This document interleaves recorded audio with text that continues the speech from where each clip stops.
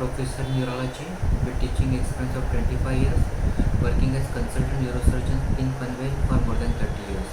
Today we'll discuss the topic calcitrol. Calcitrol is an active form of vitamin D3, that is cholecalciferol, and it acts like hormone. Structurally, calcitrol is 125 dihydroxycholecalciferol, and so hormone calcitrol is steroid in nature. This active form of vitamin D3 is required for maintenance of normal serum calcium and phosphorus level. Hence, calcitrol is required for normal bone mineralization, thus required for maintenance of normal bone mineral density and normal bone health. This active form of vitamin D3, calcitrol, is normally synthesized in kidney from its precursor 25-dihydroxy vitamin D3 in presence of hormone parathyroid. Thus, synthesis of hormone calcitrol is one of the endocrine function of kidney. So, in chronic kidney disease, there will be decreased synthesis of hormone calcitrol from 25-dihydroxy vitamin D3, which is also called as calcidol in kidney. This decreased synthesis of hormone calcitrol will in turn result into renal osteodystrophy in chronic renal disease. Note, though kidney plays a major role in synthesis of hormone calcitrol from calcidol, but kidney is not the only site of synthesis of calcitrol. Synthesis of calcitrol also takes place in epithelial cells of prostatic acini. This synthesized calcitrol in epithelial cells of prostatic acini has protective role in prevention of cancer prostate. During pregnancy, calcitrol is also synthesized by placenta. In nature, vitamin D, that is calciferol, exists in two forms, namely vitamin D2, that is ergocalciferol, and vitamin D3, that is cholecalciferol. The major source of vitamin D3, that is cholecalciferol, is synthesis in subcutaneous tissue of skin from its precursor 7-dehydrocholesterol. This 7-dehydrocholesterol, under influence of UV rays of sunlight, is converted into vitamin D3, that is cholecalciferol. The other source of vitamin D3 is through diet, that is 1. The diet which is fortified with vitamin D3, like fortified cereals, orange juice fortified with vitamin D3, or soy milk or almond milk fortified with vitamin D3. The other non-vegetarian diet sources are red meat, egg yolk, liver of various animals, fish liver oil like cod liver oil, shark liver oil. Vitamin D3, which is synthesized in skin or absorbed through gastrointestinal tract, enters circulation. This vitamin D3, that is cholecalciferol, is biologically inactive. To become active, it requires two hydroxylations. Through blood, initially it is carried to liver for its first hydroxylation. In hepatocytes of liver, with the help of enzyme 25-hydroxylase, vitamin D3 gets converted into 25-hydroxy vitamin D3, which is 25-hydroxycholecalciferol, which is also called as calcidol. Calcidol is released by liver in circulation, then binds with vitamin D binding protein. This calcidol is then carried by blood to kidney. At level of glomerulus, calcidol is filtered into glomerular filtrate. Majority of calcidol present in glomerular filtrate is reabsorbed by epithelial cells of proximal convoluted tubule. In epithelial cells of proximal convoluted tubule, calcidol undergoes second hydroxylation. In epithelial cells of proximal convoluted tubule, there are two types of hydroxylase enzyme, namely 1-alpha hydroxylase enzyme and 24-alpha hydroxylase enzyme, thereby forming two different metabolites, namely 1,25-dihydroxyvitamin D3 and 24,25-dihydroxyvitamin D3 respectively. Activity of these two enzymes is reciprocal to each other. That is, when activity of 1-alpha hydroxylase enzyme increases, activity of 24-alpha hydroxylase enzyme decreases and vice versa. Under influence of enzyme 1-alpha hydroxylase, calcidol, that is 25-hydroxyvitamin D3, gets converted into its active form, that is 1,25-dihydroxyvitamin D3, that is calcitrol. Under influence of enzyme 24-alpha hydroxylase, this calcidol gets converted into in its inactive form, that is 24,25-dihydroxyvitamin D3. In presence of parathyroid hormone, activity of 1-alpha hydroxylase enzyme is increased, while activity of 24-alpha hydroxylase enzyme is decreased. Thus, normally hormone calcitrol is synthesized from calcidol with the help of mitochondrial enzyme 1-alpha hydroxylase enzyme of epithelial cells of proximal convoluted tubule in presence of parathyroid hormone. Factors controlling synthesis of hormone calcitrol. First factor, serum level of calcidol. Whenever there is increased serum calcidol, there will be increased synthesis of calcitrol. Second, serum level of calcitrol itself. Whenever there is increased serum calcitrol level, it will inhibit 1-alpha hydroxylase enzyme in the epithelial cells of proximal convoluted tubule. And it will stimulate activity of 24-alpha hydroxylase activity. This will result into decreased synthesis of calcitrol, while there will be increased formation of inactive form. Overall effect, whenever there is increased serum calcitrol level, it will further inhibit synthesis of calcitrol. Third factor, that is 1-alpha hydroxylase enzyme activity. Increased activity of 1-alpha hydroxylase enzyme results into increased conversion of calcidol into calcitrol and thus increased formation of calcitrol. However, activity of 1-alpha hydroxylase activity in turn depends upon 1. Serum calcitrol level, which we have discussed. Second, serum parathyroid hormone, and third, serum phosphate level. Increased serum parathyroid hormone level increases 1-alpha hydroxylase activity. Thus, there will be increased conversion of calcidol into calcitrol, thus increased formation of calcitrol. However, synthesis and release of parathyroid hormone in turn depends upon three factors, namely serum calcium level. The serum calcium level directly stimulates or inhibits, that is, due to presence of calcium sensing receptor present in the chief cells of parathyroid gland, there is direct stimulation or inhibition of these clear cells of parathyroid hormone. Hypocalcemia stimulates synthesis and release of parathyroid hormone, while hypercalcemia inhibits the synthesis and release of parathyroid hormone due to presence of calcium sensing receptors present on the chief cells of parathyroid gland. Second factor, that is serum phosphate level, which indirectly stimulates or inhibits synthesis or release of parathyroid hormone.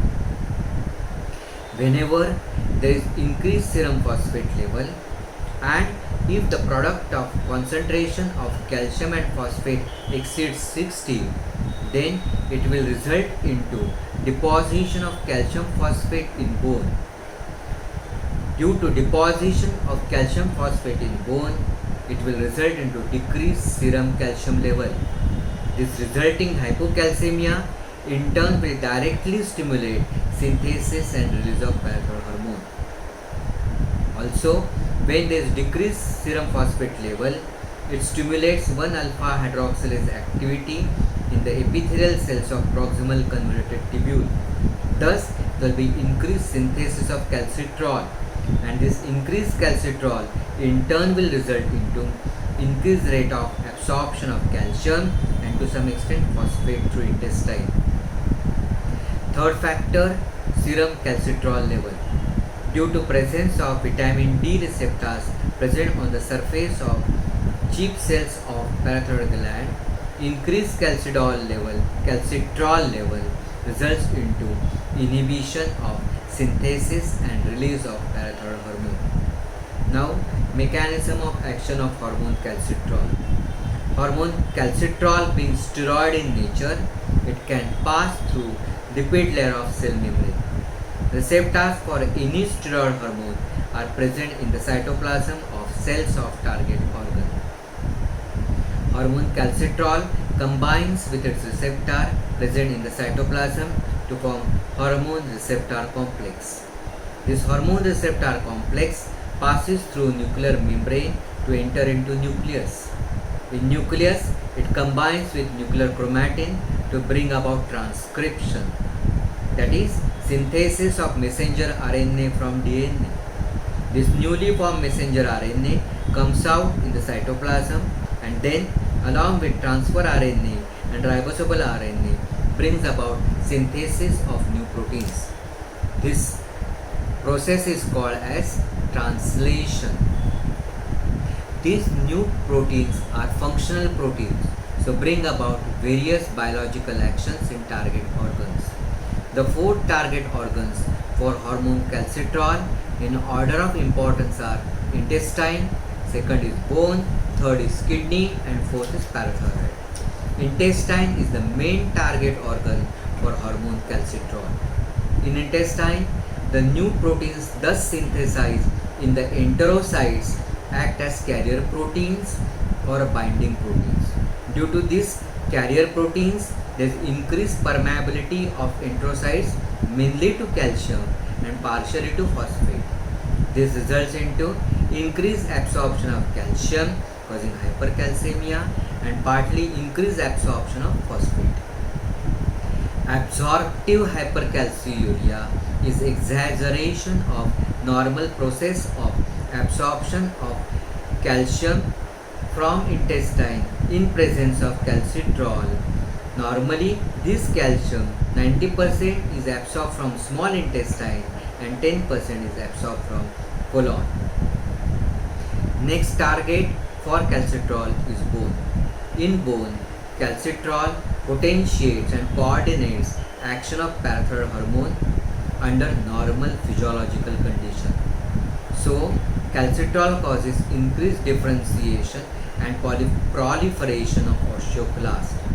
Thus, calcitriol increases osteoclastic activity, thus results into resorption of bone or dissolution of bone, which is a part of normal bone remodeling.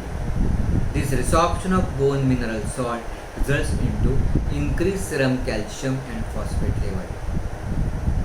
This action of calcitriol is a normal physiological action till serum calcitriol level is normal. However, when serum calcitriol is increased abnormally high, calcitriol causes mobilization of bone mineral salt even in absence of parathyroid hormone. Thus results into abnormal resorption of bone. This increased calcitriol synthesis in abnormal condition or pathological condition takes place in macrophages of various granulomatous disorders, commonest in sarcoidosis, which results into hypercalcemia and hence hypercalciuria. The third main target organ is the kidney, that is action in the distal convoluted tubule, where hormone calcitriol along with parathyroid hormone causes increased active reabsorption of calcium from tubular fluid. and this active reabsorption in distal convoluted tubule accounts only for 15% of total reabsorption. However, it is responsible for finer adjustment of calcium reabsorption and hence calcium excretion in the urine. Thus, calcitrol and parathyroid hormone plays important role in hypercalciuria. Fourth target organ for calcitrol is parathyroid gland. That is, calcitrol acts through vitamin D receptors present on the clear cells of parathyroid gland, so that whenever there is increased calcitrol, it causes inhibition of synthesis of parathyroid as well as release of parathyroid hormone. Thus, parathyroid hormone causes increased calcitrol, that is, it activates 1-alpha hydroxylase enzyme in PCT, thus increased synthesis and release of calcitrol. On the other hand, hormone calcitrol causes decreased synthesis and release of parathyroid hormone from the parathyroid gland. Now the role of vitamin D3, that is calcitrol, in maintaining prostate health. Epithelial cells of normal prostatic acini can synthesize hormone calcitrol from calcidol, that is 25-hydroxy vitamin D3, with the help of enzyme 1-alpha hydroxylase. Normal epithelial cells of prostatic acini express vitamin D receptors, that is VDR. Due to hormone receptor complex, there is synthesis of proteins, that is, this brings about synthesis of new proteins which have got functional action, that is, these proteins inhibit the proliferation of epithelial cells by autocrine mechanism. Thus, the newly synthesized proteins, because of hormone receptor complex, have got anti-proliferative action. Normally, growth and maintenance of normal prostatic epithelium is regulated by hormone androgen, that is testosterone, and vitamin D3 pathway. Hormone androgen, that is testosterone, stimulates proliferation of epithelial cells of prostatic acini, while hormone calcitrol inhibits cell division. So any factor which increases calcitrol level will decrease the proliferation of the acinar cells and hence decrease the risk of cancer prostate. Studies have shown that vitamin D receptors are expressed even by cancer cells of adenocarcinoma of prostate. Being calcitrol antiproliferative, the calcitrol has got role in the treatment of cancer prostate. That is, it has got role in the treatment of cancer prostate with antiandrogen, or even in metastatic castrate-resistant prostate cancer along with docetaxel based chemotherapy. Now the role of calcitrol in hypercalciuria. Normally a gene, that is fragment of DNA by name CYP24A1, directs the synthesis of protein. This protein has enzyme action. It acts as a mitochondrial enzyme, that is 125 dihydroxy vitamin D3 24-hydroxylase. It is present in intestine and kidney. This enzyme inactivates both the metabolites, namely calcidol and calcitrol.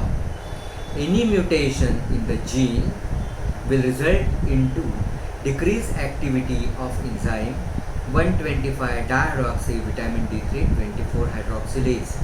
As a result, there will be decrease in activation of calcitrol. Thus, there will be increased serum calcitrol level, thereby increased absorption of calcium from intestine, causing hypercalcemia, hypercalciuria, nephrocalcinosis with nephrolithiasis. The recommended dose of calcitrol is 0.25 microgram per day in adults and pediatric age group of age more than 3 years. It can be gradually increased to 0.5 microgram per day if required.